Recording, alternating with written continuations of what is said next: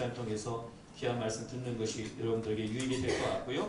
강사 목사님 소개는 여러분들 자료에 보시면 맨 앞장에 보시면 강사 목사님 소개 있습니다. 뭐 더 이상 소개할 게 없고요. 그러나 목사님 볼 때마다 좀 기분 나쁜 게 있어요. 상당히 기분 나쁜. 너무 잘생겼어요. 네. 너무 잘생긴 게 기분 나빠요. 네. 적당히 생겨야지. 그래야 조금 마음 편한데 너무 잘생겼어요. 그래서 우리 잘생긴 목사님 나오셔서 귀한 강의 해주실 때 큰 은혜가 임하길 바랍니다. 우리 김장 목사님 모시겠습니다. 박수로 저희 아내가 왔는데요. 제 아내가 저한테 뭐라는지 압니까? 얼굴값만 좀 해도. 내가 제일 듣기 싫은 얘기가 잘생겼다는 얘기예요. 못생긴 사람한테 잘생겼다면 듣기 좋잖아요. 45년 동안 잘생겼다는 얘기를 들으면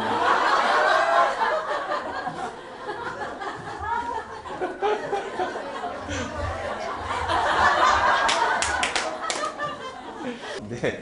자, 앞에만 그래. 용어 정리만 끝나면 또 들으면 괜찮아. 그래도 알고, 기본은 알고 시작을 해야 돼. 뭔 얘기를 하는지는. 자, 영성이라는 얘기 많이 들어봤죠? 아, 이 여자는 영성이 부족해. 에? 자, 우리 영성을 깨워야 합니다. 뭐, 영성이라는 단어가 도대체 무슨 말이냐? 하나님을 믿고 거듭난 모든 자녀에게 주어진 영적인 성품. 이걸 뭐라고 부른다? 영성. 자, 아주 간단한 겁니다. 하나님이 아담과 하와를, 아담을 만드셨어요. 그렇죠? 흙으로 만드셨어요. 자, 동물하고 다른 점은 동물은 말씀으로 만들었지만 사람은 흙으로 만들었어요. 그래서 뭐 우리가 죄진 후에 흙으로 돌아가는 거예요. 그건 알겠죠. 그런데 거기에서 후 하고 하나님의 생기를 불어넣으셨더니 생명이 되었어요. 그래서 우리 속에는 동물하고 다른 뭐가 들어있어요? 영이 있죠. 영. 육체와 영이 있는 거잖아요. 3분설로 하면은 영혼 육으로 나누고 2분설로 하면 육과 영혼을 같이 묶기도 하고. 그렇죠? 그러면 영성이라는 것은 우리는 개성이 있죠. 육체의 개성이 있잖아요. 사람마다 개성이 다 다르잖아요. 그렇죠? 얼굴 생김도 다 달라. 근데 여러분, 하나님의 우리 얼굴이 우리가 하나님의 작품이라는 증거를 보여드릴까요? 옆 사람을 한번 쳐다보세요. 하나님의 작품으로 쳐다봐요. 참 기묘하게 생겼죠. 말을 못하지만 속으로 저 얼굴로 살기도 힘든데서 잘 꼼꼼히 찾아보세요. 그게 작품이라 그래. 공산품은 이 마이크는요 100개를 만들면 어떻게 생겨요? 똑같이죠. 작품은요 다 달라. 특히 비싼 작품은 이해가 안 가. 피카소 작품 같은 거는 이해가 안 가잖아. 그래서 그걸 우리는 뭐라고 불러? 작품. 옆 사람이 이해가 안 갈수록 더 작품이야. 나 같은 사람은 뭐 제가 칼은 안 됐지만 이렇게 만들어내는 건 작품이 아니야. 공산품이야. 자, 의사가 만드는 건 공산품이야. 얘 눈 찍고 코 세우고 이거 공산품이야. 갖다가 뭐 집어넣고 세우고 이거 공산품이야. 공산품. 작품은 작품을 보존해야 돼. 훼손하면 안 돼. 자, 그런 얘기하면 또 시간이 가니까 그냥 갑시다. 자, 영성이라는, 우리는 개성이 있어. 개성. 육신의 개성. 근데 각자의 영에는 뭐가 있다? 영성이 있는 거예요. 근데 사람들은 그걸 모르죠. 세상 사람들은. 왜? 그 영이 잠들어 있거나 혹 죽어 있으니까. 자, 여러분 또 너무 영적으로 가면 안 돼요. 우리는 공부하는 날이니까. 자, 성령의 역사하심으로 예수 그리스도를 통해 이루어진 하나님의 모든 은혜와 은총을 경험하는 자에게서 나타나는 자연스럽고 경건한 성품이에요. 왜? 하나님으로부터 왔으니까. 자, 성령 충만한 은혜 속에 성령의 지배를 받고 살아가는 영적인 사람의 속성을 말해요. 에베소서. 이는 하나님의 바른 관계에서 이루어지는 것이고, 그러겠죠? 이를 통해 하나님과 인간의 온전한 사랑, 말씀에 기초한 도덕적 통찰과 능력, 하나님의 깊은 신비에 대한 신령한 지식과 지혜를 겸비하게 된다. 어려워요. 그러니까 그렇다는 거예요. 그냥 한마디로 누구를 닮은 성품이에요? 하나님을 닮은 성품이 영성이에요. 우리가 말씀 묵상하는 것도 뭐 결론적으로 말하면 하나님을 닮아가려고 하는 거 아니에요. 하나님을 알아가려고 하는 거 아니에요. 그렇죠? 그분이 가르쳐 주신 거 배우는 거잖아요. 자, 한편 이 영성을 종교다원주의 입장에서 단지 육체와 구별되는 영적인 속성이나 인간 내면의 문제 또는 신비주의 경향에서 나타낸 것을 이해하며 영성을 기독교인 독특한 특성으로 보지 않는 흐름이 나타나고 있어요. 근데 문제는 뭐냐면 이 영성이라고 하는 단어를 우리만 쓰는 게 아니라고. 저 불교 애들도 영성이라는 걸 쓴단 말이야. 그러니까 문제예요. 우리끼리만 쓰는 기독교 영어라고 하면 아무 상관이 없는데 쟤들도 영이 있다고 생각해. 우리는 하나님의 영, 우리가 영성, 그러면 아까 얘기한 하나님의 영을 받아서 우리가 하나님의 성품을 닮아가는 걸 영성이라고 말해야 되는데 얘들은 불교식 영성을 얘기한단 말이에요. 걔들도 영이 있다고 생각하니까 이걸 구별해야 돼. 종교다원하고. 자, 보세요. 왜 구별해야 되느냐? 기독교가 이걸 생각 없이 써버려. 걔들 걸 받아들여서 이게 기독교 건 줄 알아. 계속 볼게요. 즉 로마 가톨릭, 이슬람, 불교에서도 영성에 대한 지대한 관심을 가지고 있고, 그런 점에서 영성은 타 종교가 기독교의 담을 쉽게 넘는 도구가 되고 있어요. 헷갈려. 영성 하면은 마치 이 동양적인 영성, 사람이 내면을 성찰해서 하나님을 찾아가는 영성과 이 기독교적 영성, 성령이 내 안에 오셔서 나를 조명이 뭐냐면 이게 여긴 조명이 없네. 나를 비춰주는 걸 조명이라고 하잖아요. 성령이 말씀을 통해 나를 비춰주는 조명과 내가 쫓아서 가는 것과는 다른 건데 이걸 믹스해버려요. 이게 종교다원이 되는 거예요. 이렇게 되면서. 이걸 구별하셔야 됩니다. 너무 어려워요, 목사님. 괜찮아. 이걸 구별하셔야 우리가 큐티를 할 수 있어요. 자, 그리고 이걸 구별하지 못하기 때문에 큐티가 어려워요. 나중에 이제 제가 왜 큐티가 어려운지, 큐티 하시는 분들이 왜 자꾸 포기하는지를 알려드릴게요. 자, 그래서 정리를 해봤어요. 그리스도교의 영성은, 만약에 나 시간 없어. 그냥 한마디로 기독교 영성은 우리가 하나님의 조명을 받는 거고, 이방의 영성은 뭐다? 신인 합의. 내가 뭐가 되는 거예요? 신이 되는 거예요. 기독교 묵상의 특징과 필요성입니다. 자, 우리 한번 쉽게. 묵상은 누구에게만?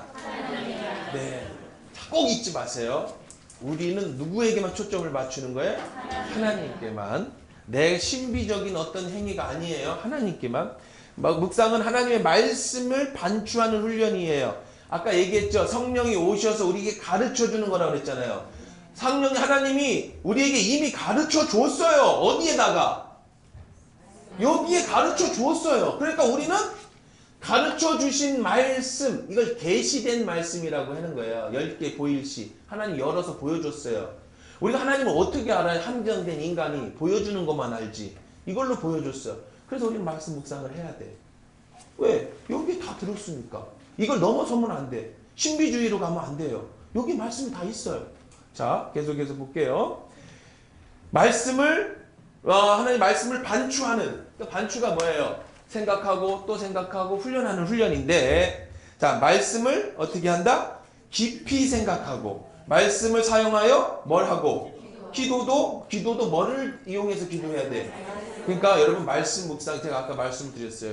오늘 강의는요, 정말 중요한 강의입니다. 내가 해서 중요한 게 아니고, 이 말씀을 들은 사람과 안 들은 사람을 구별될 거예요. 분명하게. 구원받은 사람과, 이게 농담이 아니라, 여러분 끝나고 2시간 오늘 이제 오후 예배까지 끝나고, 오후 강의까지 다 끝나고, 이 말씀이 무슨 말씀인지 아실 거예요. 그렇다고 내가 무슨 이단 신비주의를 얘기하는 게 아니고, 하나님 말씀에서 말씀을 사용하여 기도해야 돼. 기도도 배워야 돼. 뭘로? 말씀으로. 우리의 기도는 비나이다 기도가 아니에요. 이방 종교와 구별하라고 그랬죠. 이방 종교는 비나이다, 신령님께 비나이다. 그게 여기 그대로 들어왔어. 우리나라 정통이, 한국에. 비나이다, 하나님께 비나이다. 우리 아들 잘 되게 하시고, 건강하게 하시고, 내 한 병 낫게 하시고, 우리 집 부자 되게 하시고. 비나이다, 신령님께 비나이다. 과거 극자, 우리 아들 과거 극자하게 하시고, 한양간 우리 서방 건강하게 돌아오게. 아침에 정한수를 떼어놓고 기도하던 그 기도나, 말씀이 중심되지 않은 기도. 우리는 거기서 샤머니즘에서 배워왔어. 우리의 뿌리 깊은 정서는 이런 샤머니즘적인 정서야. 옛날에 이런 아까 얘기하는 이방 종교식 묵상의 정서라고요. 이것이 들어왔어요. 그러니까 문제가 있죠. 그러면 하나님 그런 기도는 안 들으십니까? 아니요. 여러분 2살짜리가 얘기한다고 엄마가 너 말 다 배우고 와서 얘기해. 그때 들을 거야. 그러진 않죠. 그냥 수준에 맞춰 부모는 다 들어요. 하나님 우리 부모님이 되시니까 말씀 안 듣고 기도해도 들어주셔요. 하지만 애는 어떻게 돼요? 자라야 돼. 우리의 기도도 자라야 돼. 그건 뭘로 중심이 돼야 된다? 말씀을 중심으로 해야 돼. 이걸 놓치면 안 돼. 잘못하면 샤머니즘이 되고 신비주의가 되는 거예요. 자, 3번째, 말씀을 밤낮으로 어떻게 한다? 생각해. 이 성경구전 집에 가 찾으세요. 소리내서 말씀을 어떻게 해야 된다? 암송해요. 이거는 묵상은 결국은 하나님 말씀에 초점해. 자, 마음을 새롭게 함으로 변화가 일어날 때가 지속적으로 말씀을 담는 것이다. 자, 이런 거 빨리. 자, 이거는 제가 이걸 찾으려고, 이 그림을 찾으려고 정말 노력해서 진짜 외국 사이트에 가서 건져왔어요. 이게 뭐냐면 해석학의 달이에요. 제가 이 자료를 찾으려고 인터넷 다 뒤져봐도 한국에서는 이 자료가 별로 없어요. 그래서 저는 이걸 어디서 배웠냐면 이제 신학교 다닐 때 그 미국인 교수가 있었어요. 미국인 교수한테 직접 들은 건데 나는 이게 보편적인 건 줄 알아서 봤더니 한국에는 이 이론이 잘 없더라고요. 무슨 얘기냐면 자, 이쪽에는 요 사이에 뭐가 있죠? 다리가 있어요. 여기는 좀 아파트도 있고 빌딩도 있고 길도 쭉쭉 뻗었고, 근데 여기는 약간 뭐 같아요? 시골스럽죠? 자, 보세요. 여기는 2000년, 3000년 전에 이스라엘의 상황이에요. 언제적 상황? 말씀이 쓰여질 때의 상황. 그쵸? 자, 이거는 어떤 상황일까? 이쪽 상황은? 지금 여러분의 상황이에요. 자, 이쪽 상황과 이쪽 상황 사이에는 강이 있어요. 컬처, 어떤 타임, 시간이라고 하는 2000년이라는 강이 있어요. 그리고 여기는 뭐 여러 가지 이제 뭐 상황이라는 것, 뭐 이런 여러 가지 막 언어라는 것, 히브리어로 헬라어로 쓰여져 있고, 우리는 뭘로 성경을 봐요? 한글로 보죠. 이런 복잡한 상황이라는 긴 시간이라고 하는 다리가 있어서, 자, 또 여러분이 피곤할 테니까 좀 더 쉽게. 성경이 하나님 말씀이라는 증거가 뭐냐면, 춘향전은 불과 100여 년도 안 된 건데 춘향전 글을 읽으면 유치해요. 서방님 어찌하여 이제 오셨나이까? 응? 그리고 불과 5, 60년 전 영화나 이런 소설을 보세요. 이몽룡의 다이아몬드가 그렇게, 우리는 그걸 보면서 유치하다. 저 시대는 저렇게 오글거려 그러죠. 그거 불과 100년도 안 됐어요. 성경은 많이 길거는 3000년 전에 쓰여졌어요.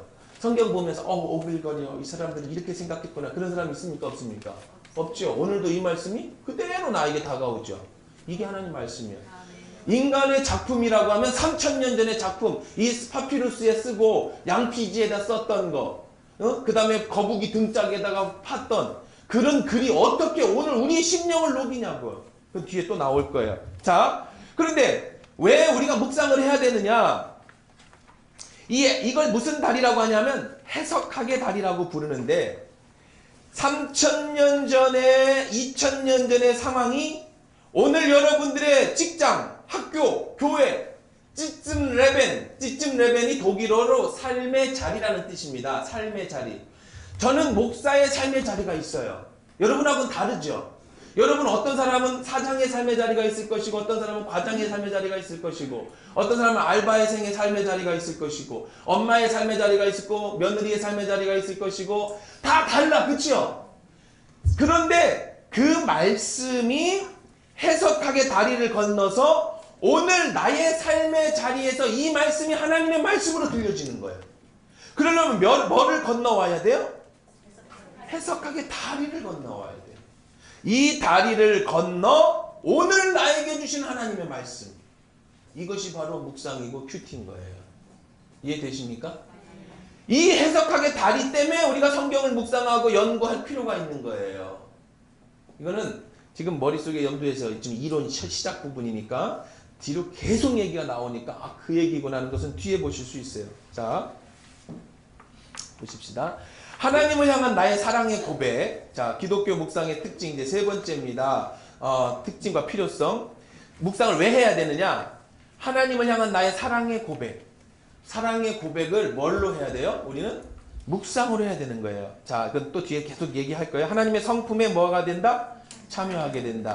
하나님을 이해하고 신뢰하고 믿음이 자라게 된다. 묵상을 하게 되면 사랑하는 하나님과의 만남이다. 사랑하는 자녀에게 주신 하나님의 약속을 받는 것이다. 자, 여러분 하나님을 사랑하십니까?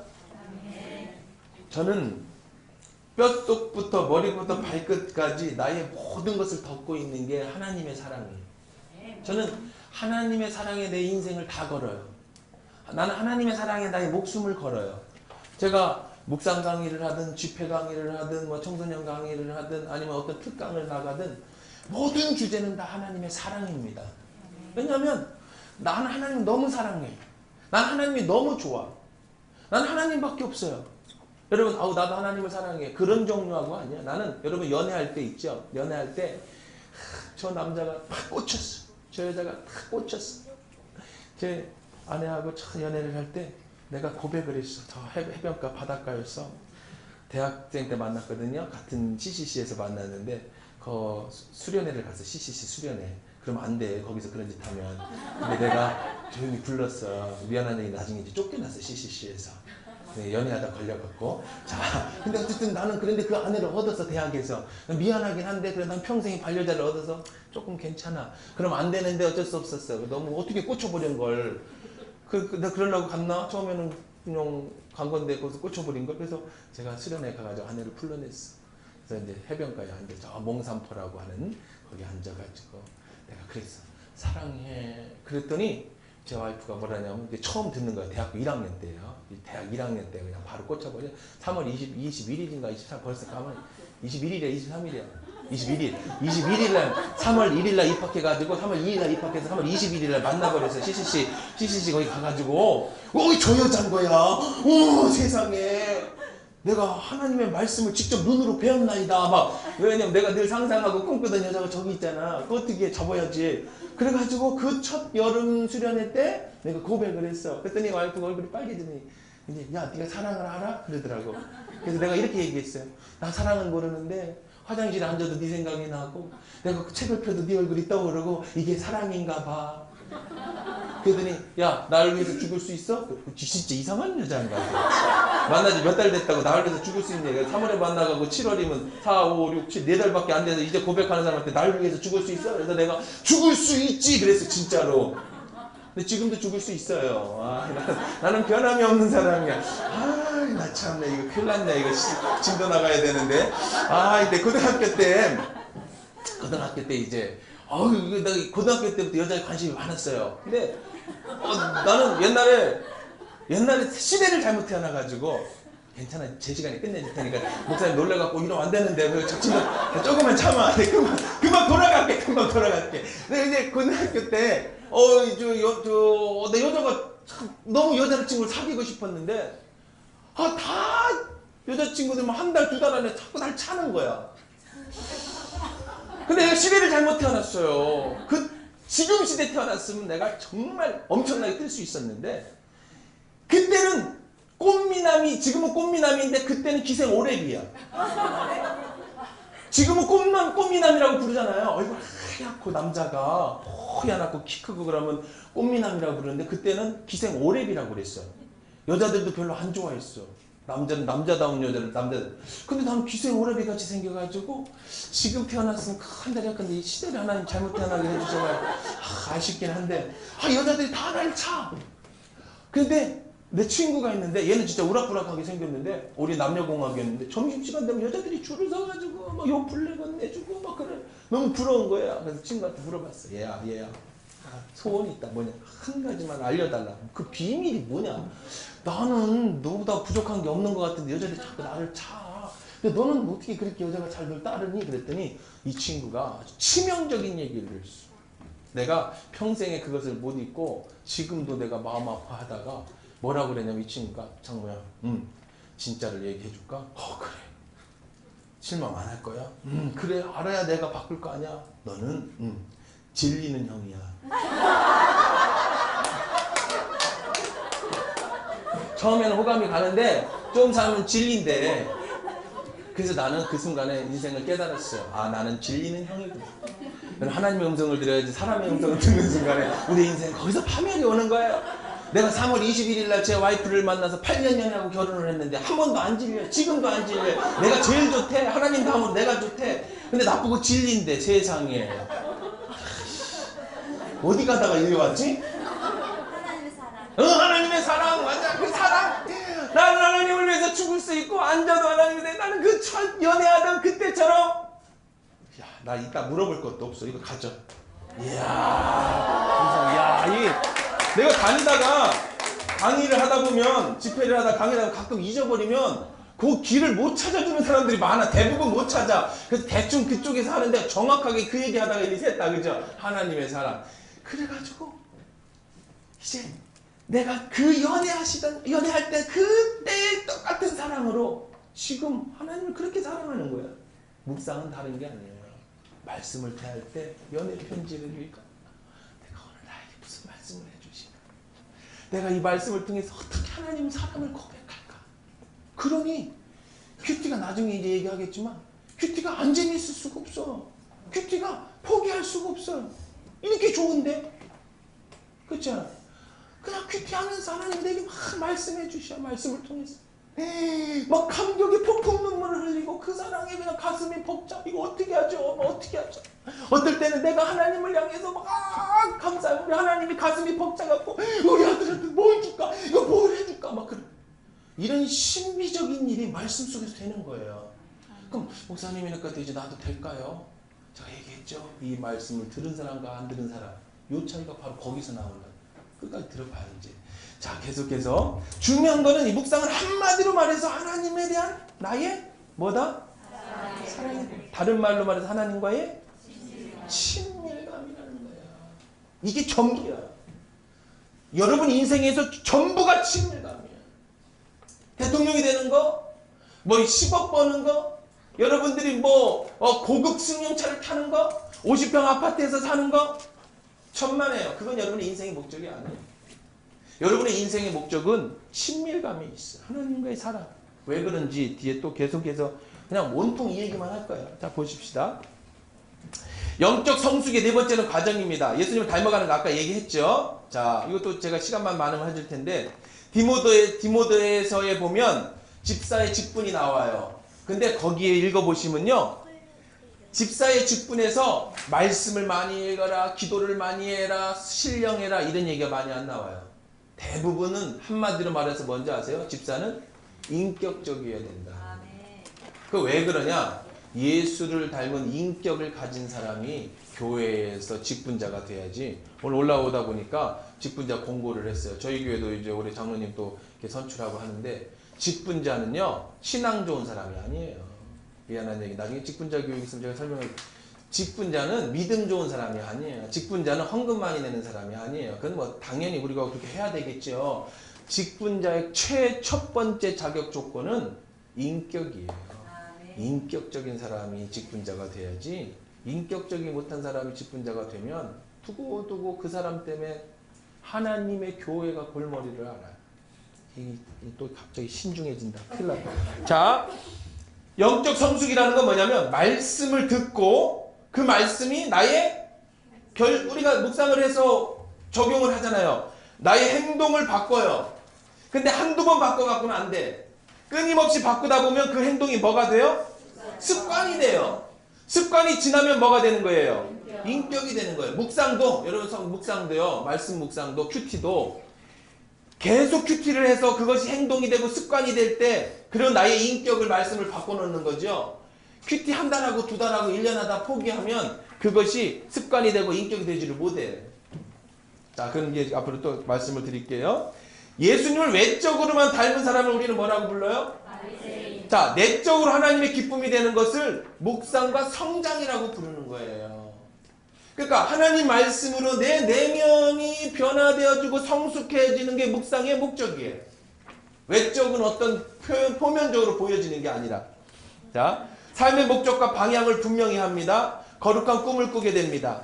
바닷속에 있는 고기가 물질을 돌지 않는 원리. 이게 뭐냐면, 리게렌 목사가, 옛날에 제가 리게렌 목사 그 세미나 갔다가 또 서목사님도 한번 본 적이 있어요. 한 10년, 15년 됐는가? 하여튼 그때. 자, 리게렌 목사님의 그 책에 보면, 목적이 이끄는 삶 있죠.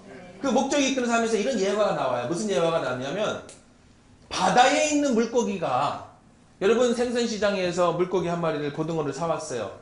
소금 쳐야 됩니까? 안 쳐야 됩니까? 안 치면 어떻게 돼요? 아니, 구워 먹을 때 안 치면 싱겁죠. 평생을 짠물에서 살았는데 물고기가 싱거워요. 왜 그래요? 자기 몸에 짠물이 안 들어왔어요. 짠물에서 살았는데 자기는 짜지지 않았어요. 이 더러운 세상, 악한 세상에서 사는데 우리는 하나님의 자녀로 구별되어지는 거예요. 그런 원리예요. 묵상은 우리로 하여금 이 악한 세상에서 하나님의 자녀로 구별되게 살아가는 힘이에요. 일주일에 한 번 말씀 들어갖고는요 이길 수가 없어요.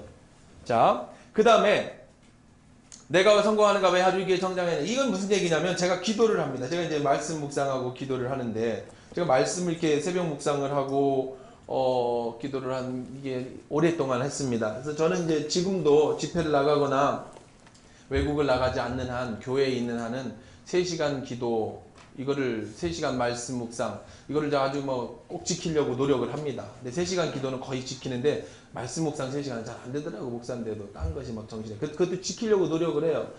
그래서 하나님한테 기도했어요. 하나님 부흥시켜 주세요. 교회를 좀 부흥시켜 주세요. 목사가 그렇게 기도하겠지. 당연히 안 하겠어. 그죠? 그런데 하나님이 잠잠히 이런 말씀하시 내 그 마음에 야, 왜 니들 교회가 부흥해야 되는지 나한테 얘기해봐.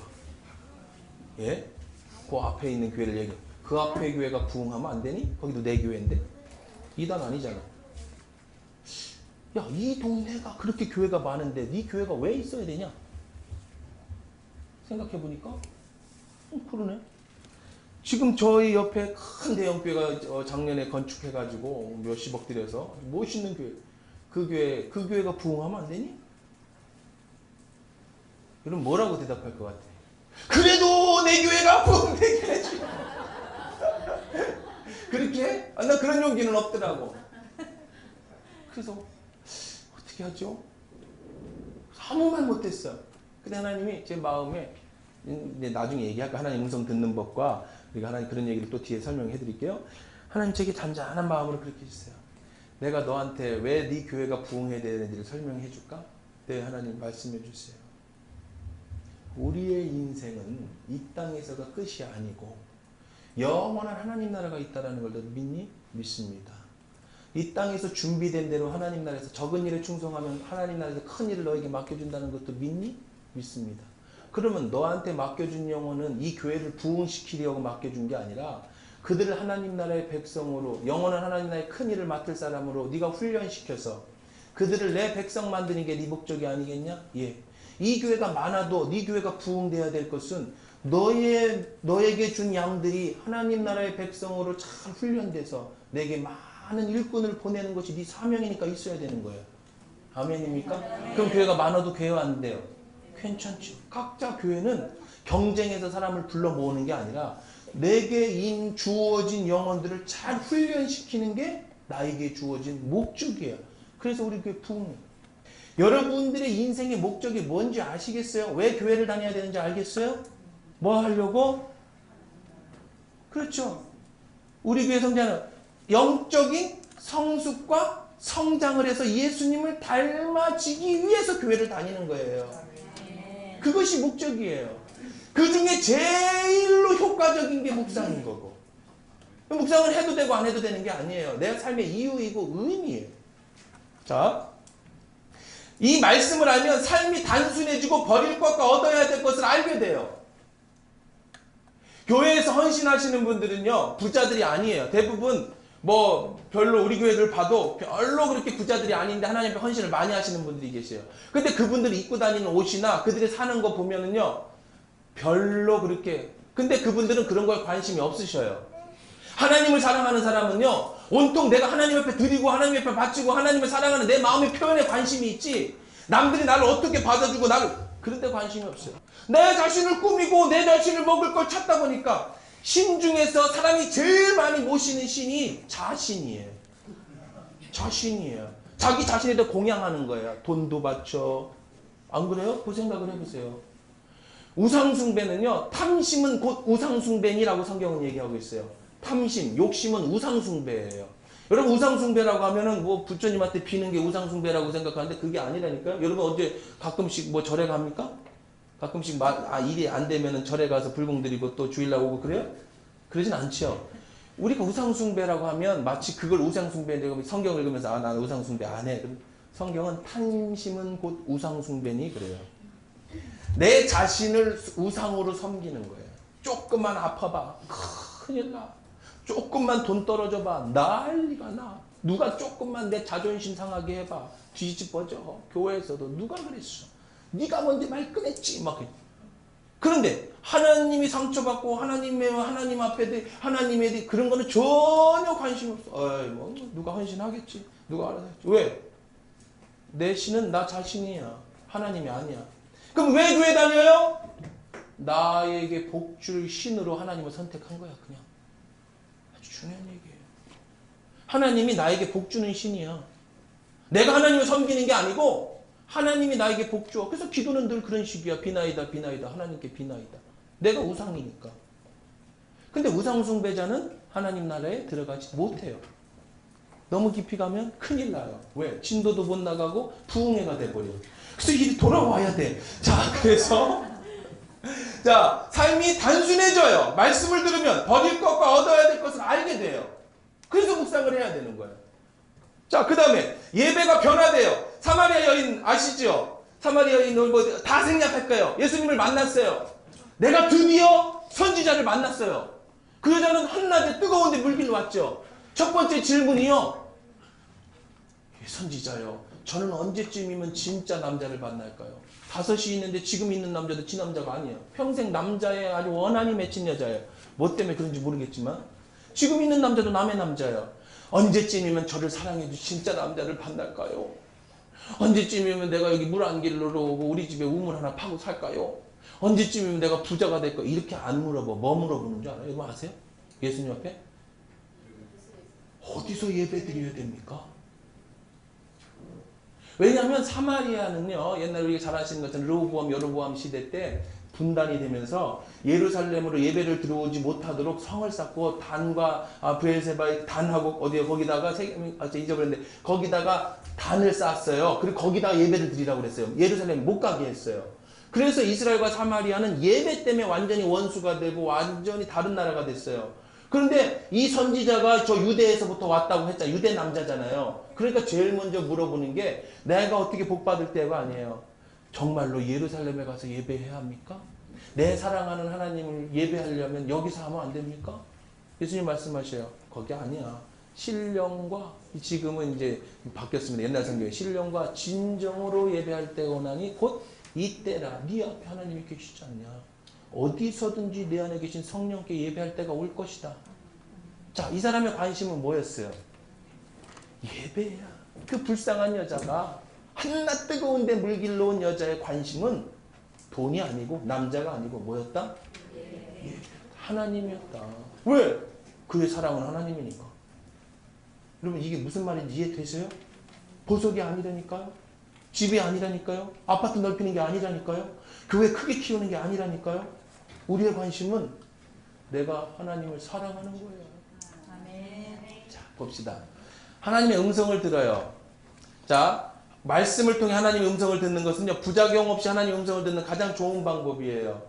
하나님 음성을 잘 듣는 분들은요, 자다가도 듣고 꿈에서도 듣고, 저는 꿈을 통해서 많이 듣는데 아침에 일어나면 뭔 꿈을 꿨는지 잘 기억이 안 나요. 그리고 아주 심각하게 꿈을 꿨는데 가만히 저 나름대로 묵상을 해보면 어젯밤에 봤던 영화였어. 자기 전에 뭘 봤느냐가 그날 밤에 꿈에 아주 생생하게 나타나. 근데 많은 사람들이 마치 꿈을 통해 하나님이 나에게 말씀해 주신다고 얘기를 해. 물론 그렇게 해주실 수 있어요. 구약시대는 그렇게 했으니까. 그럼 지금 안 하냐? 아니죠. 지금도 하실 수 있어요. 근데 그거는 부작용이 많아. 부작용이 많아.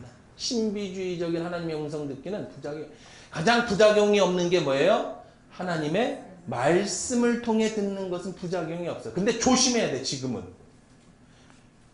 성경을 절대로 사사히 풀지 말아야 되는데 요 말씀을 가지고 신천지라든지 이단들은 또 이것이 하나님의 음성이라고 거짓말을 해. 그래서 조심을 하셔야 돼요. 신천지들이 다 말씀 갖고 오지 뭐 말씀 아닌 것 같고 우리 듣지도 않잖아요. 자, 또 넘어갈게요. 하나님 말씀을 거하는 삶을 살 때 또 영에 속한 사람 영의 생각을 하게 된다. 뒤에 나옵니다. 묵상을 잘 할 수 있는 방법입니다. 자, 묵상을 잘 할 수 있는 방법. 첫째는 성경을 읽어야 될 그 방법, 묵상을 잘 할 수 있는 첫 번째, 성경을 편식하지 말고 읽고 묵상하라. 성경을 편식하지 말고 읽고 묵상하라는 건 무슨 말이에요? 좋아하는 성경만 읽지 말라고. 성경을 읽어야 할 두 가지 방법이 있습니다. 첫 번째는 무슨 성경이다? 망원경식 성경 읽기. 요거 보세요. 이게 아기가 이렇게 만원경으로 멀리 보는 거예요. 만원경을 보면 숲이 보이죠. 숲이. 그렇죠? 그래서 요즘에 뭐 어성경이 읽어지네라든지 뭐 이렇게 해서 성경 읽기 이런 세미나들이 참 많아요. 그건 뭐 어떻게 보는 거냐? 숲을 보는 거야, 숲을. 그러니까 여러분 묵상한다고 해서 성경을 안 읽으시면 안 돼요. 성경을 통독하셔야 됩니다. 묵상하고 다른 거예요. 묵상은 말씀을 깊이 보는 거지만 통독은 그냥 쭉쭉쭉쭉 읽는 거예요. 또 성경 공부도 하셔야 돼요. 뒤에 또 나옵니다만은 묵상을 잘 하시려면 해석하게 다리를 건너려면 시대 배경이라든지 성경 지식을 아는 만큼 우리가 하나님 말씀이 들려요. 그러니까 성경 공부도 많이 하셔야 돼요. 이해되셨죠? 그래서 성경을 여러분 묵상만 좋아하시는 분들은요 잘못하면 편식할 수 있어요. 하루에 큐티 생명의 삶, 저도 생명의 삶 이따 실질적으로 할 때 가르쳐 드리겠습니다. 보여드리려고 하지만 하루에 생명의 삶 10줄, 20줄 요거 읽고 묵상하고 마치 내가 성경을 다 읽은 것처럼 오늘 하나님 말씀대로 사는 것처럼 그럼 편식이야, 편식. 조금밖에. 그래서 성경을 어떻게 읽어야 돼요? 망원경식으로 넓게 숲을 보듯이 쭉 읽는 훈련 하셔야 돼요. 그래서 성경을 잘 묵상하시는 방법 중에 하나는 말씀을 많이 읽으셔야 돼요. 다독 중요합니다. 성경 공부 중요한 거예요. 배경이라든지. 두 번째는 이제 현미경식 성경 읽기. 요게 우리가 말하는 뭐예요? 큐티예요. 큐티. 현미경식으로 요 말씀을 깊이 그 부분. 근데 보세요. 숲을 보고 나서 뭐를 봐야 되죠? 나무를 봐야지. 코끼리 장님이 코끼리 만지기식으로 코끼리라고 하는 것을 통째적으로 알고 아 이건 다리구나, 이건 꼬리구나, 이거는 코구나 라는 걸 아는 건데 코끼리를 모르면 어떤 사람은 뭐라고 그래? 코끼리는 나무통같이 생겼어요. 뭘 만져본 사람이야? 다리를. 무슨 소리야? 내가 직접 만져봤어. 거짓말은 아니지. 직접 만져봤지. 코끼리는 뱀같이 막 꼬여있어. 막 몸이 꼬아. 어딜 만진 거야? 꼬리를 만진 거야. 거짓말도 잘하네. 안 본 애들이 더 그런다니까. 코끼리는 무슨 큰 나뭇잎 같은 게 펄렁펄렁 거려. 뭘 만졌어? 귀. 야, 니들 왜 이렇게 거짓말을 하냐? 코끼리는 벽 같아. 어디를 만졌어? 몸통. 이게 다 달라. 근데 코끼리는 맞아요, 안 맞아요? 맞는데 실수했죠. 전체를 못 봤잖아요. 부분만 봤잖아요. 여러분 부분만 보면 실수해요. 전체를 봐야 돼요. 보고 나서 깊이 있게 연구를 해야 돼요. 그래서 우리가 말하는 것은 현미경식 성경 읽기는 큐티다. 성경을 여러분 읽으실 때 많이 읽으시고 깊이 읽어라. 자, 말씀 묵상을 잘할 수 있는 방법 두 번째는 뭐냐면 말씀 묵상의 가치를 소중히 여겨야 된다 그랬어요. 제가 30만 원의 가치도 없는 묵상이라고 그랬어요. 자, 보세요. 여러분 만약에 여러분 매일 어떤 사람이 나가서 이제 30만 원이라고 이제 알바생들을 얘기했다면 여러분 수준에 맞춰서 여러분이 어디에 가가지고 딱 30분에서 1시간만 일해주면 하루에 그냥 아무 때나 와도 돼. 그냥 편한 시간에 아니면 퇴근하는 시간에 잠깐 들려도 돼. 30분만 잠깐만 앉아서 책만 읽고 가면 내가 10,000원씩 줄게. 알바생한테 그랬다 그래요. 아니면 여러분 수준 한 10만 원씩 줄게 그랬어요. 그러면 한 달이면은 30일을 갔어요. 그냥 퇴근하는 길에 잠깐 들렸어요. 그러면 뭐 한 20일만 갔다고 쳐세요. 그러면 200만 원이에요. 200만 원. 여러분 잠깐 가서 30분 앉아 있으면 200만 원씩 준다고 하면 여러분 뭐 나는 부자예요 목사님. 200만 원이면 보통 제가 하루 용돈인데요. 뭐 그러신 분도 계시겠지 물론. 뭐 그런 분도 계시겠지만 내 경험이라면 나는 시간이 없어서 못 가면 모르겠지만 웬만하면 가겠어요 안 가겠어요? 가죠. 30분 앉아있는데 10만 원 준다는데 여러분들이 별로 반응이 없는 거는 100만 원을 올리겠습니다. 자 30분만 앉아있으면 100만 원씩 준대 하루에. 갑니까 안 갑니까? 그거 잘릴까 봐 엄청 걱정하죠. 근데 여러분은 왜 30분이라도 하나님 말씀을 안 들어요? 그만치 가치도 없어요? 사랑의 편지가 돈 10,000원의 가치, 여러분의 수준에 맞춰서 알바생에는 10,000원, 여러분은 100만원, 그 100만원의 가치도 없어요. 근데 왜 안 해요? 성경을 왜 안 읽습니까? 왜 묵상을 안 합니까? 아주 간단한 얘기예요. 여러분이 하나님을 솔직히 얘기해서 사랑하지 않기 때문에. 예수, 무슨 소리예요 목사님? 내가 예수 하나님 얼마나 사랑하는데요? 믿음은 행함으로 보여지는 거예요. 사랑은 반드시 실천과 행함으로 나타나요. 내가 생일날인데 남편이 꽃도 안 사다 줘. 초콜릿 하나 안 사줘. 요번에 세상에 발렌타인데이가 됐는데 여기 카운트 보는 아가씨가 나한테 초콜릿을 내밀어. 깜짝 놀랐어. 저 이러시면 안 돼요. 왜 그러시는데요? 그랬더니 뒤에를 딱 넘겨보니까 광고 문구가 들어있어. 이거 왜 주는 거야? 그래서 내가 생각이 바뀌었어. 이거 왜 주는 거야? 그랬지. 광고를 보고 나는 날 좋아서 주는 줄 알고 왜 그래 그랬더니 뒤에 보니까 왜 주는 거야? 했더니 오늘 발렌타인데이예요. 그래. 응? 발렌타인데이는 남자가 주는 거예요? 여자가 주는 거예요? 여자가 주는 거예요. 그래서 바로 제가 사진 찍어가지고 우리 딸한테 보냈어요. 야, 아빠 초콜릿 먹고 싶다. 집에 와서 제 아내한테 얘기했어요. 초콜릿 어딨어? 아무도 안 줘 나한테 초콜릿을. 아무도 초콜릿을 안 줘. 마음이 많이 상했어. 그거 아빠 다 상술이야. 괜찮아. 식었어. 사랑하면 그래 보세요. 사랑하면 주고 싶잖아. 그렇죠? 사랑하면 생각나면 뭔가를 해주고 싶죠. 여러분이 하나님을 사랑한다는데 30분에 하나님 말씀도 뭐 그 사랑의 편지를 못 읽는다고 하면 사랑하지 않을 거예요. 여기 적어놨어요. 그래서 내가 여기다가 330만 원의 가치도 없는 묵상이다. 묵상하다가 자꾸 그만하고 싶으면요. 이런 생각을 하세요. 내가 30만 원의 가치도 없이 하나님을 대하는구나. 왜 물질에다가 얘기를 했느냐? 물질이 있는 곳에 네 마음이 있다고 예수님이 그래서 그래. 여러분이 제가 다니면서 집회를 하거나 이럴 때 남편 비유를 안 들어요. 왜 그런 줄 알아요? 남편 비유를 들으면 부인들이 전혀 감흥이 없어. 자식 비유를 들으면 그렇지 맞아 그래. 돈 비유를 들으면 눈이 반짝반짝 맞아 그렇지 그래. 남편을 사랑하듯이 하나님을 사랑하세요 그러면 에? 뭐 그런다니까. 남편이 아플 때 내 마음이 진짜 이웃을 사랑하는 것은 남편이 아플 때 당신의 마음이 아픈 거예요. 에? 그래요. 이웃을 사랑한다는 것은 보세요. 내 몸이 어디까지예요? 아들 아프고 막 열 나면은 내가 아프고 싶죠. 어머니들이 그렇지 그래. 거기다 돈 얘기를 해봐요. 그럼 바로 눈이 반짝반짝해져. 왜? 우리는 아까 얘기했죠. 자신이 우상이다. 30만 원의 가치도 없이 생각하면 안 돼. 자, 세 번째. 하나님을 사랑하는 나의 가장 좋은 표현은 바로 묵상이에요. 뭐예요? 묵상이에요. 하나님이 주시는 사랑의 메시지로 자 사랑한다고 고백을 뭘로 할 거야 하나님께? 뭘로? 말씀을 통해서 하나님이 내게 주신 그 편지의 말을 통해서. 자 간단하게 또 보면 저도 연애를 오래 하니까 제 아내하고 사랑의 연애 편지를 많이 썼어요. 저는 제 아내가 준 편지를 다 화일철에서 모아놨어요. 그래서 가끔 우리 아들하고 딸이 그 꺼내봐요. 막 유치해가지고 막 죽으려고 그래. 막 오글거려 죽으려고 그래. 근데 우리 와이프는 내가 쓴 편지를 다 태웠나봐. 헤어지려고 그랬나봐.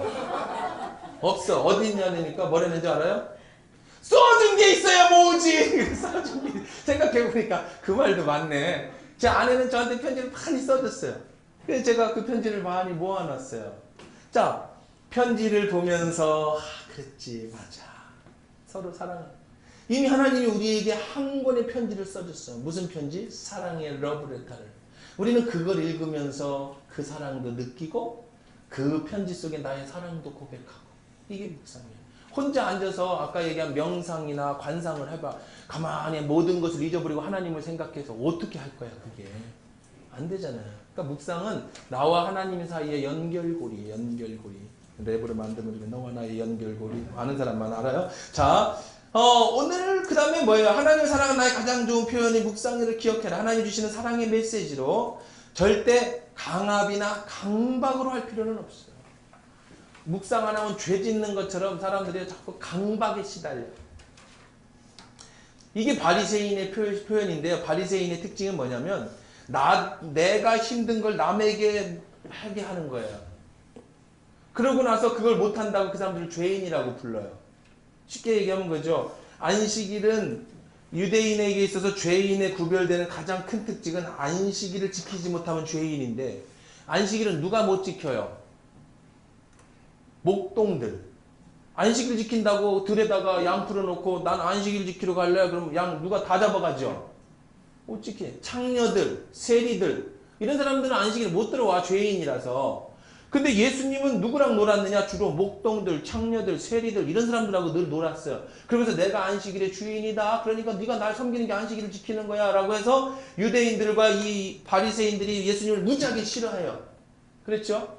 그런데 생각해봐요. 그 양들은요. 누구 양이게요? 본인들 양이에요? 일당 벌어서 하루 먹고 살아가는 그 사람들이 자기 양을 수백 마리씩 키우겠어요? 수십만. 바리새인들의 양이야. 내 양치는 저 사람은 죄인이고 돈 있고 능력 있는 나는 의인이라서 높은 자리에 앉고 사람들은 상자에 앉아. 그래서 예수님은 그들을 향해서 독사의 자식들아 그렇게 회칠한 무덤아 이렇게 말씀하신 거예요. 자, 그들에게 너도 지지 못하는 걸 저들에게 지게 해서 너도 못 들어가고 저들도 못 들어가게 한다. 이 말씀은 잘못하면 큐티가 하나님을 사랑하는 나의 표현이라면 너무 좋은데 이게 바리새인적으로 큐티를 안 하면 마치 죄를 진 것처럼. 여러분 반응이 별로 없는 거 보니까 큐티를 별로 안 하시는 분들이 앉아 계시는 것 같아. 이거는 큐티를 늘 하던 사람들하고 얘기를 해야 공감대가 생기는데 이제 큐티를 하려고 마음먹은 분들이 좀 많으신 것 같으니까 이게 뭔 얘기인지 모르겠네. 그거 왜 힘들어요? 그러시는 것 같아. 아이 참네 이게 아닌데. 큐티를 오래 하다 보면은요. 저도 아침에 이제 묵상을 해서 이제 나중에 제가 소개해 드릴게요. 제가 큐티를 다 쏴드립니다. 근데 어디까지 쏴드리는지 좀 있으면. 그래서 한 400명 정도한테 이제 큐티가 이제 제가 갑니다. 아침 묵상에서 김창무의 아침을 여는 묵상에서 김창무 목사의 아침을 여는 묵상으로 해가지고 이렇게 쏘아드리는데 이게 진짜 힘들어요. 묵상하는 건 별로 안 힘든데 이게 타이핑 치는 게 힘들어요. 그리고 이제 다 카톡을 하나씩 보내주는 게 힘들고. 근데 문제는 뭐냐면 더 힘든 거는 맞춤법이 더 힘들어. 처음에 그냥 보냈더니 목사님 은혜 받았어요. 그런데요 이 맞춤법 틀렸어요. 그냥 야씨 나 고등학교 잘못 나오고 나 국어 잘 못해. 그래서 아침에 그거 틀릴까봐 그거 보는 게 너 눈이 빠져. 어디 틀렸나 보는 거예요. 나 띄어쓰기가 진짜 힘들어. 그게 더 힘들어. 그러니까 외국을 나가다든지 그럴 때는요. 아니면 오늘 뭐 아침에 짐 일찍 나와야 될 때든지 하면 부담감이 엄청 커. 이걸 나 하는 건 괜찮은데 난 어차피 새벽기도 해야 되니까 나는 내가 묵상해서 설교해야 되니까 그거는 아무것도 아닌데 써서 보내는 게 힘들어. 그러니까 자꾸 문제가 생겨. 그래서 내가 어느 날 중압감이 생기더라고. 그래서 제가 쉽게 얘기했어요. 난 피곤한 날은 안 보내. 응? 안 하는 건 아니야. 새벽 기도를 해야 되니까. 단지 타이핑 쳐서 못 보내는 거야. 왜? 그게 나를 삼킬까봐. 그 중압감이 나를 힘들게 할까봐. 그걸 안 하면 내가 죄인이 되는 거야. 그날. 그걸 큐티를 안 하면 내가 하나님의 사랑에서 끊어지는 이런 이상한 증상이 나타나는 거예요. 그렇지 않아요. 큐티 안 해도 하나님 여러분 사랑해요. 사랑하기 때문에 큐티하는 거지 큐티를 하기 때문에 날 사랑하는 게 아니에요. 하나님 날 오셔서 만나주신 거지 내가 큐티를 통해 하나님을 만나가는 게 아니라니까. 이걸 헷갈리면 안 돼. 하나님은 그냥 두고 보기에도 예쁜 게 여러분이에요. 여러분 자식이 여러분의 잘해줄 때만 예뻐요? 아니죠. 아기 때는 다 예쁘잖아요. 그 하나님은 우리 다 예쁜 거예요. 그냥 아기 때는 다 예쁜 거예요. 그런데 성장하면 어떻게 돼? 그 다음부터 아버지 마음을 알려고 하죠. 아버지에 더 사랑하려고 표현하잖아요. 그래서 우리가 큐티를 하는 거지 큐티를 하기 때문에 하나님을 사랑하는 건 아니에요. 그러니까 큐티를 하시면서 절대로입니다. 강압이나 강박으로 하지 마세요. 누군가 여러분을 사랑하는데 막 그냥 강압과 강박으로 날 사랑한다고 생각해 보세요. 그런 사람이 내 앞에 앉아갖고 앉아있기는 싫은데 우리 특히 그런 거 있잖아요. 우리 아들 진짜 공부 잘 안 하거든. 더럽게 안 하거든요. 그래서 그냥 그래도 또 나는 공부하라고 안 시키는데 또 엄마는 그게 불안한가 봐. 그러면 분명히 여기 앉아있어. 책은 펴놨어. 근데 얼굴은 이미 PC방 가 있어. 그럼 내가 뭐라 그래? 가!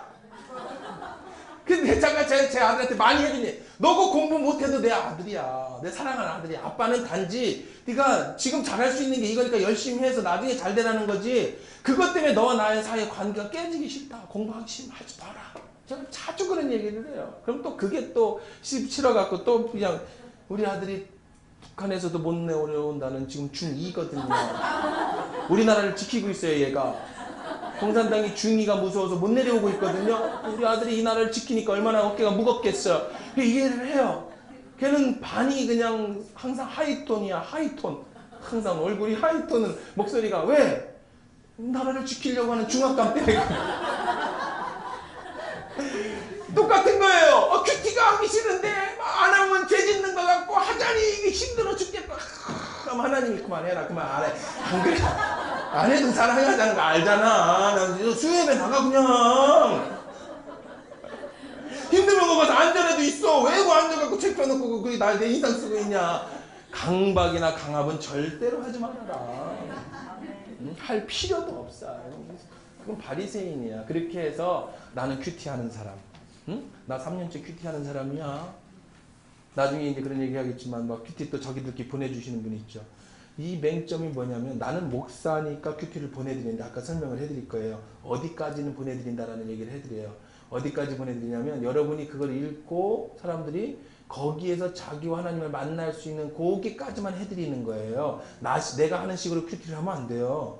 근데 사람들이 잘못하면 자기를 드러내기 위한 큐티를 해. 또 잘못하면 나누다가 보면 난 이렇게 거룩한 사람이야. 나는 이런 죄를 잘 이겨냈어. 나는 이렇게 사랑하는 많은 사람이야. 그래서 하나님이 아닌 나를 드러내기 시작해. 큐티가 잘못하면 이 아주 큐티의 아주 맹점 중에 하나예요. 조심해야 될 거예요. 이제 아는 사람만 알아. 처음 하는 사람은 또 모를 때. 자, 그 다음에 오늘 바로 시작해. 오늘 큐티 끝나면 오늘 가서 시작하면 돼요. 제가 설명해 드릴까요? 큐티를 쉽게 하는 법을. 세 번째는, 여섯 번째는 함께 나는 좋은 이웃을 만들고 그들의 묵상에 귀를 기울여 들어야 돼. 왜냐? 그게 강박은 아니지만, 강압은 아니지만 나로 하여금 큐티를 아까 습관으로 만들 수 있는 훈련은 돼요. 막 강압이 아니라 큐티를 해서 보내줘야 되는데 그러니까 하기 싫어도 오늘은 좀 해볼까 하는, 이게 구별하셔야 돼요. 강박과 강압이 아닌 나의 습관을 훈련시키는 것하고는 구별을 하셔야 된다고요. 그걸 하다 보면 또 그 안에서 사랑이 느껴지는 거야. 훈련이야, 훈련. 훈련을 해야 돼요. 자, 그래서 지금 당장 하고 나누어 주세요. 서로 나누세요. 자, 그 다음에 묵상 시간을 정하고 넘기지 마라. 무슨 얘기냐면 이제 또 설명을 하겠습니다. 30분 이상 묵상하시면 안 돼요. 처음에 열심히 해보겠다고 막 2시간씩 해요. 지쳐. 한 달 하다 끝내. 안 됩니다. 묵상 제가 설명해 드릴 겁니다. 이따 설명해 드릴 겁니다. 30분 넘기지 마세요. 꼭 맞는 말은 아닌데 제가 이제 설명을 해드리면 뒤에 이해는 하실 겁니다. 묵상은 30분만 하는 거예요. 30분 이상 넘어가면 안 돼요. 지쳐, 몸이. 물론 뭐 목사는 달라요. 저는 다르죠.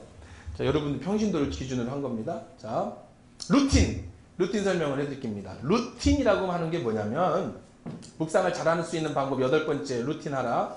규칙적으로 하는 일을 통상적인 순서와 방법을 일정하고 반복되는 습관이라고 그랬어요. 이제 습관을 길들이는 것. 아까 강박하고 구별하시라고 그랬어요. 큐티를 어떻게 습관적으로 할 건가. 자, 호나우두가 프리킥 직전에 축구공 위치에 서놓고 로봇처럼 다리를 벌리고 서 있는 습관이에요. 자, 프리킥을 쏠 겁니다. 호나우두는 프리킥을 쏘기 전에 딱 서서 공 한번 쳐다보고 갈 방향 쳐다보고 공 한번 쳐다보고 강 방향 쳐다보고, 이게 습관으로 되어 있어요. 습관. 자, 또 다음 그림을 보시면 그게 무슨 얘기인지. 자, 기보배 선수가 이 자기 옆구리에다가 이걸 차서 늘 들고 너덜너덜하게 뭐라고 써 있느냐면 이렇게 써 있습니다. 내 자세를 믿고 쏘자. 빨리 들어와 뒷손을 깊숙이 붙인 후 왼쪽 어깨 10점 방향으로 하고 탄력 있고 경쾌하게 쏘고 바람 그까짓 거 이길 수 있어. 자, 이렇게 마음속에 5가지를 하는 거예요. 계속. 왜 이렇게 할까요? 이게 루틴이에요. 자, 또 보십시다. 골프 선수 문현이의 루틴이에요. 그 다음에 여기 보면은 뭐 써 있어요. 이렇게 해라. 왜 하느냐? 기계적 방식 습관화 일상화 훈련이라고 했는데, 자, 양궁 선수 예를 들어봅시다. 지금 이 한 점에 금메달이냐 은메달이냐예요. 1점에. 지금 중국 선수하고 둘이 섰어요. 지금 중국에서 양궁을 합니다. 우리 베이징 올림픽이에요. 이 한 발에 내 연금의 금액이 달라졌어. 이제 금메달이냐 은메달이냐요. 떨릴까요 안 떨릴까요? 떨려요. 보통 강심장 갖고는 안 돼. 근데 이 루틴을 해놓으면, 자, 어깨를 내린다. 어깨 10점 방향으로 선다. 탄력 있게 쏘자. 그 다음에 그 바람 그까짓 건 이길 수가 있어. 이거를 계속 하는 거야. 연습 때. 그러면 환경에서 막 그냥 징을 찌고 꽹가리를 치고 자기네 팀 응원한다고 막 그러면 안 되는데, 그래도 그런 게 하나도 안 들려. 왜? 그것이 루틴되어 있어. 몸에. 자기 몸에. 이게 루틴이라고 하는 거예요. 축구 선수가, 호나우두가 딱 서서 사람들이 와! 이 골 하나에 우리나라가 뭐 얼마나 월드컵 그렇지 않습니까? 이 골 하나에 정말 뭐 연봉이 수백억씩 달라지는 거예요. 그런데 그거에 흔들려 떨려. 야 이거 실수하면 어떻게 하지? 그러지 않아. 딱 서서 루틴이 돼 있어. 루틴이. 이 루틴 하는 것이 왜 큐티에 중요하냐면 이 습관, 거룩한 습관을 만드는 게 왜 중요하냐면 여러분이 큐티를 1년, 2년, 3년, 4년, 5년, 6년, 7년, 8년 큐티하는 것이 뭐가 되는 거예요? 완전히 내게 루틴이 돼. 하루에 이걸 안 하면 여러분 비대라는 게 있어. 비대. 그렇죠? 비대. 일본에서 나온 건데 이렇게 딱 앉아있으면 알잖아 뭔지 그죠? 설명 안 해도 알잖아 그지? 그거 알아. 우리 집에도 비대를 설치한 지 한 4, 5년이 됐어요. 우리 딸은요 비대가 없으면 똥을 못 넣어. 그게 언제부터 생긴 거라고 어렸을 때는 그렇게 잘 넣더니 왜 그래요? 그게 뭐가 됐어요? 습관이 돼버렸어요. 똑같은 거예요. 큐티를 안 하면 찝찝해. 아까 얘기하는 강박이나 강압이 아니에요. 습관으로 만드는 하나님과의 깊은 사랑을 계속 1년, 2년, 3년, 4년, 5년 저는 이 큐티의 습관을요 17년째 거의 제가 생각하는 17년째 하고 있어요. 17년째. 제가 2부 때 큐티하는 법을 알려드릴게요. 쉽게. 그걸 17년째 하고 제 설교도 다 이렇게 나와요. 큐티는 일반적으로 콰이어 타임, 조용한 시간에 조용한 장소에서 하나님과 개인적으로 만나는 겁니다. 자, 이거는 여러분 그냥 대충 들으세요. 왜냐하면 다음 시간에 김창무 목사의 큐티법이 있어요. 그래서 제가 만들었어요. 이름을. 귀 기울임 큐티다. 말씀 묵상이다. 그걸 설명을 해드릴게요. 그런데 꼭 그렇게 하라는 건 아니니까 이걸 기본으로 하시는 거니까 이미 여러분들이 2번 했다면서요. 그걸 간단하게만 설명해드릴게요. 큐티가 뭔지만. 모르셔도 괜찮습니다. 그냥 전혀 다른 건 아니에요. 똑같아요. 큐티 방법이. 단지 제가 더 쉽게 알려드린다는 거예요. 다른 방법으로. 자, 내용은 똑같습니다. 자, 첫 번째는 조용한 시간에 장소를 선택하세요. 그렇죠? 찬양과 기도로 마음을 준비하십시오. 조용한 시간, 큐티는 콰이어트 타임입니다. 제일 좋은 시간 언제예요? 여러분마다 다 다르죠. 잠들기 전이 제일 좋으신 분이 있고 새벽 기도 끝나고가 제일 좋은 분이 계시고 아니면은 점심시간이 좋으신 분이 있고 그럼 본인이 늘 같은 시간에 하는 게 중요해요. 아침 먹고 시간 남아 하고 점심 먹고 시간 나서 하면 왜 문제가 생길까요?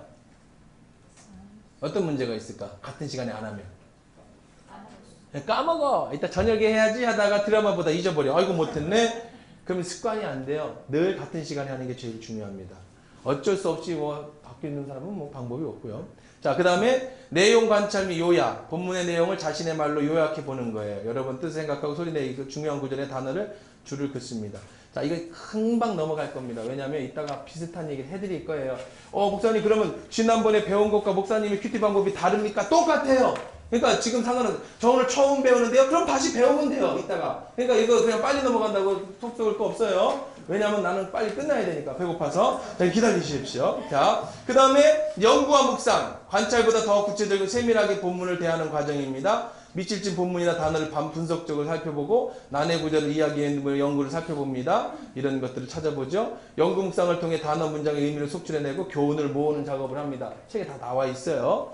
자, 느낌은 연구의 묵상을 찾아서 여러 의미로 교훈 중에 야, 이거 그냥 넘어가. 시간 밥 먹어야 돼. 자, 결단, 이거 다 이따 할 거예요. 겁먹지 마시고, 나 처음인데요. 괜찮아요. 지난번에 했던 거하고 달라지면 어떻게? 똑같아요. 괜찮으니까요. 자, 이따 할 거니까. 자, 이게 중요해요.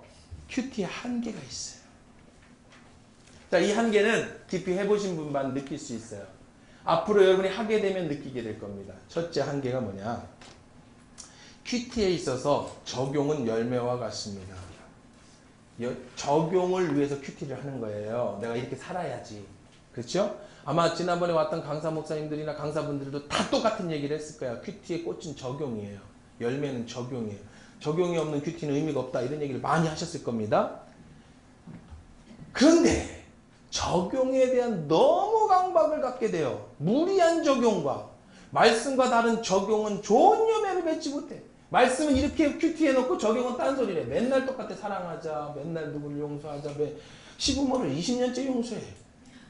말씀만 용서만 나오면 맨날 시부모를 용서하지? 이 시부모는 도대체 언제 용서받을 거야?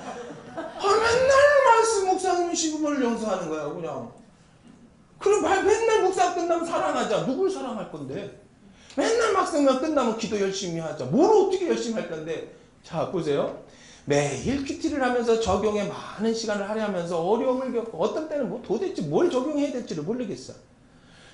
만약에 여러분 오늘 말씀 묵상이 생명의 삶이 족보야. 아브라함이 이삭을 낳고 이삭 이걸 어떻게 적용하지? 아들을 낳자고 적용을 할까? 족보를 찾아오자고 적용을 할까? 우리 족보를 찾아보자고 적용할까? 어떻게 적용할 거예요? 그런 날이 있어요. 큐티 본문이 어떤 날은 적용할 게 막 무지하게 많은데 어떤 날은 아무리 찾아봐도 적용할 게 없어요. 뭐 죄 짓는 얘기 한참 지금 예수님을 팔아먹어서 가르치다가 뭘 적용할 거야? 나도 예수님을 팔아먹지 말아야 되겠다. 뭐 이런 거 적용할 거야? 아니잖아요. 그러니까 많은 시간 하면서 어려움을 겪는 게 생긴다. 그러면서 마지막에 나온 적용이 자신이 적용했으면서도 스스로 잘 알지도 못하는 모호한 적용. 비슷한 본문 속에서 계속 별 의미 없이 반복되는 적용. 적용의 강박을 가진 인위적 적용을 만들어내는 경우를 자주 보는 거야. 이게 큐티를 하시면서 정말로 많은 사람들이 느끼는 한계, 큐티의 한계. 왜 그러냐? 아까 제가 초반에 용어 정리하면서 말씀드렸죠. 자꾸 우리는 하나님을 찾아가. 말씀을 큐티를 아니라고 하면서 세상 묵상으로 가는 거야. 자꾸 하나님을 찾아가. 어떻게 해야 날 사랑해 주실까? 어떻게 해야 하나님이 기뻐해 주실까? 어떻게 해야 내가 이 말씀을 나를 변화시킬까? 하나님 계속 찾아가는데 길을 잃어. 오늘 말씀에서는 도저히 무언을 찾아갈 수가 없어. 근데 세상에서 이런 것은 세상적인 방법이라고 그랬잖아요. 우리 묵상은 뭐라 그랬어요? 하나님이 찾아오셔서 조명해 주시는 거예요. 그러면 뭐가 달라요? 내가 찾는 게 아니라 그분이 내게 가르쳐 주셔야지. 안 가르쳐 주시면 어떻게 해요? 그냥 그분을 느끼는 걸로 만족해야지. 찾을 필요가 없어요. 여기가 지금의 제가 그래서 이 큐티 말씀이 오늘 제가 귀 기울인 큐티의 특징이 그거예요. 하나님의 말씀에 귀 기울이는 거. 이 큐티가 한국 사회를 바꾸자 되지 않는가. 한국 큐티가 이제 이 귀 기울인 큐티법으로 변화되어야 되지 않겠는가. 제가 잠깐 간증을 하면 저는 큐티 전문가가 아니라고 말씀드렸어요. 우리 서 목사님이 큐티 강의를 해달라고 해서 17년 동안 내가 하면서 하나님 처음에는 야 이걸 어떻게 강의집도 만들어야 되고 힘들다라고 생각을 했는데 내가 그래서 강의를 해야 되겠다는 생각을 가지고 이 강의집을 만들다 보니까 지금 일반적으로 사람들이 하는 큐티와 내가 하는 큐티가 요 부분에서 차이가 있었구나. 하나님이 아무래도 요거를 좀 가르쳐 주라고 하나님은 강하게 나에게 해주시는 말씀인가 보다라고 하는 그런 느낌으로 받았어요. 그게 뭐냐? 그 비밀이 뭐냐? 묵상의 적용이나 마지막의 열매를 하나님을 찾아가지 말고 그분이 주시는 말씀을 내가 귀를 기울이자. 그럼 어떻게 그게 가능합니까? 기대하시라 개봉박두 투비 컨티뉴 점심 먹고 펼쳐지는 아름다운 하나님의 세계.